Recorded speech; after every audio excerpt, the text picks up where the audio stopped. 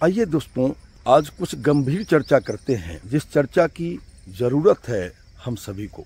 यूँ तो बहुत से ऐसे मनोरंजन के साधन यूट्यूब पर, इंस्टाग्राम पर, ऐसे बहुत से सोशल माध्यम हैं जिन पर इस तरह के मनोरंजन परोसे जा रहे हैं, जिससे हमारी संस्कृति का क्या परिणाम होगा ये आप सभी बखूबी समझते हैं।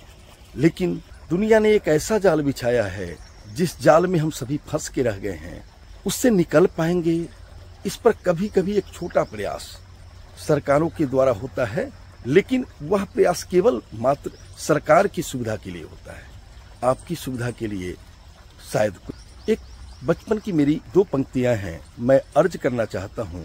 मन ऊब ऊब रह जाता है, मन ऊब ऊब रह जाता है। मानव समाज मुठभेड़ों से, कलंक समाज कटघेरों से, ये देख नई गुंजारों से, चमकती हुई तलवारों से। आशा का संबल कौन गहे, यह दुसह वेदना कौन सहे। ऐसे प्यासे व्याकुल मन की, प्यास कब कौन बुझाता है। मन ऊब ऊब रह जाता है। भोजन व्यवस्था जिसमें लेस मात्र भी मिलावट नहीं होनी चाहिए, जो आपके जीवन से जुड़ा हुआ है, वो प्रदूषित हो चुका है। हवा पर आते हैं, जिसके बगैर हम जी नहीं सकते।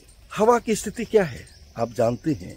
महानगरों का हवा का प्रदूषण इतना बढ़ चुका है जिसमें जीना मुहाल है, और दिल्ली जैसे महानगर की तो दुर्दशा क्या कहने, जिसके लिए जिम्मेदार सरकारें हैं। ये प्रदूषण क्यों बढ़ा, हम सरकार क्यों चुनते हैं, हम सरकारों को क्यों बनाते हैं?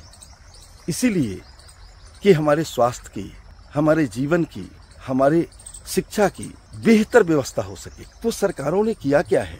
क्या सरकारें हमें बेहतर व्यवस्था दे पा रही हैं?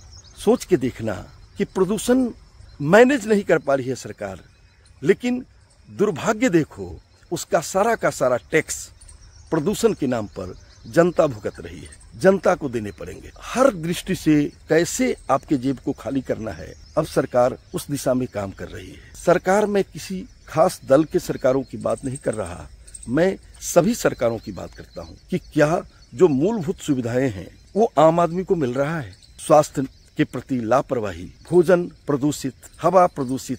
अब चलते हैं, कल ही गुरु पूर्णिमा था, गुरुओं की तरफ बढ़ते हैं, यूं कहें शिक्षक की तरफ। शिक्षक क्या कर रहे हैं? शिक्षक वास्तव में शिक्षा देने के प्रति जिम्मेदारी निभा रहे हैं, या बच्चों के अभिभावक का जेब ढीला करवा रहे हैं, जेब खाली करवा रहे हैं?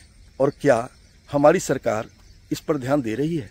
क्या सरकारों का ये दायित्व नहीं कि शिक्षा विभाग में जिस तरह का भ्रष्टाचार है, आज किसी कॉलेज में जाइए कई गुना उसके फीस हो गए। क्या गरीबों का जीवन, गरीब क्या शिक्षा ले पाएगा इस व्यवस्था में? आप खुद सोच के देखना, एक बच्चा अगर मेडिकल करना चाहता है तो भारत में करोड़ों रुपए उसको डोनेशन देने पड़ते हैं। कॉलेज मुंह बाए खड़े हैं, यूनिवर्सिटियां मुंह बाए खड़ी हैं। किस लिए? वो सेवा दे रही हैं? नहीं, एक बड़े व्यवसाय की तरफ। ऐसा लगता है सुरसा ने अपना मुंह खोल दिया है लूटने के लिए। आगे बढ़ते हैं, हम स्वास्थ्य की तरफ चलते हैं।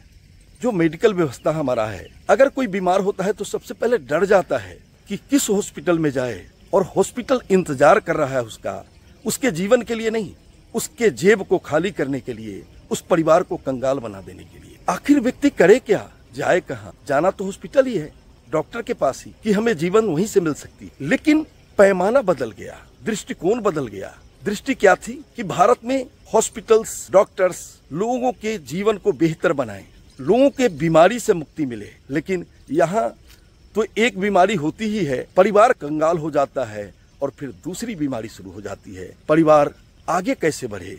परिवार में अगर बच्चे पढ़ना चाहते हैं, वो आगे कैसे पढ़ पाए कि एक व्यक्ति बीमार तो पूरा परिवार बीमार हो जाता है, जेब ढीली हो जाती है, कंगाली की स्थिति आ जाती है। दवाओं की इतनी बड़ी खेल है पूरी दुनिया में कि दवा बनाने वाली कंपनियां आज दुनिया के डॉक्टरों को अपने इशारे पर नचा रही हैं। ये वीडियो थोड़ा सा असहज करने वाला होगा, लेकिन आपको ये सच्चाई सुननी चाहिए और सुननी होगी, क्योंकि आप सभी इसको फेस कर रहे हैं। हमारे जितने देश के नागरिक हैं इसको फेस कर रहे हैं। अब विषय है कि हम सरकार से सवाल करें अथवा नहीं, क्या सरकार इसके लिए जिम्मेवार है अथवा नहीं।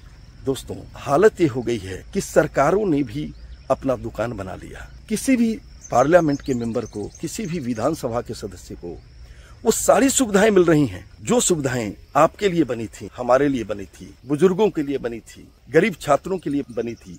ये सारी सुविधाएं एक पार्लियामेंट का मेंबर ले रहा है, लेकिन ये बताया जा रहा है कि देश इस तरह से कंगाल हो जाएगा। नतीजा क्या? नतीजा ये है कि आम लोगों से वो सारी सुविधाएं छीनी जा रही हैं। एक उदाहरण मैं देता हूं बैंकिंग सिस्टम का भारत में। मैंने 53 वर्ष की आयु में एक लोन लिया 44 लाख का। मैंने बैंक से रिक्वेस्ट की, हालांकि वो बैंक नहीं है, नॉन बैंकिंग है, NBFC है। मैंने रिक्वेस्ट की कि मुझे 15 साल का लोन दिया जाए, लेकिन बैंकिंग उस व्यवस्था ने कहा कि नहीं, क्योंकि आपकी एज 53 की हो चुकी है तो आप अधिक से अधिक 13 साल के लिए लोन ले सकते हैं, 15 साल नहीं।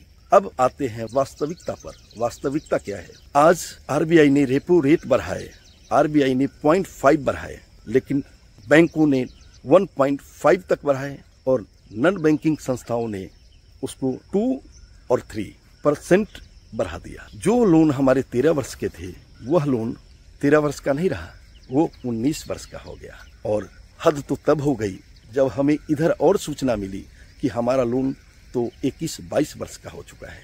अब आप सोचिए 21-22 वर्ष में जीऊं या न जीऊं, लेकिन हमारी व्यवस्था ने हमारे पूरे जीवन का, हमारे पूरे ईमानदारी का, चूंकि कोई दाग नहीं है मेरे जीवन में।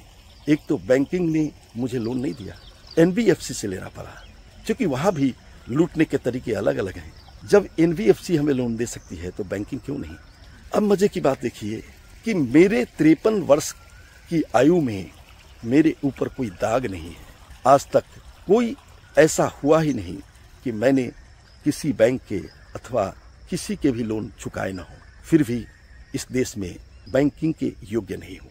लेकिन वो सारे फ्रॉडी जिन्होंने अपना प्रोजेक्ट बना करके कितने हजारों हजार का, लाखों करोड़ का लोन लिया है जो दे भी नहीं पाते।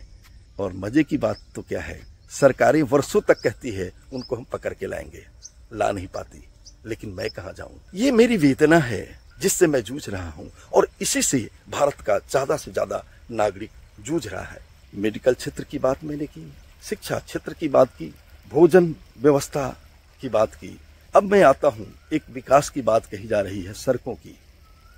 लोग कहते हैं सरकार करे कहां से? सरकार बनिए का दुकान नहीं होता, सरकार सर्विस देती है। पहले भी सर्विस दिए जा रहे थे और तब जब देश में कुछ भी नहीं था, कुछ भी नहीं था, लेकिन संस्थाओं में गरीब बच्चों को आगे बढ़ाने के लिए सारे व्यवस्था थे। आज सारी व्यवस्था धीरे धीरे सुविधाएं आपसे समाप्त की जा रही हैं, लेकिन फिर भी आप जय जयकार कर रहे हैं, क्योंकि टेलीविजन खुलते ही आपको केवल बताया जा रहा है कि दुनिया में आप नंबर 1 होते जा रहे हैं।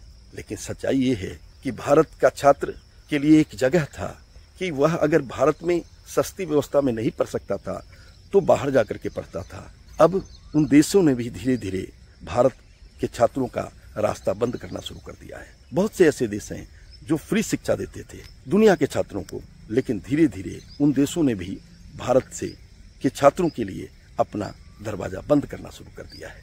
आज बस इतना ही। अगर ये वीडियो अच्छा लगे तो कमेंट जरूर करिएगा, आशा है लाइक तो करिएगा ही और शेयर भी करिएगा। अपनी बात समाप्त करता हूँ और आप सभी का दिल से शुक्रिया अदा व्यक्त करता हूँ जो आप मुझे सुनते हैं। बहुत बहुत धन्यवाद। Thank you very much.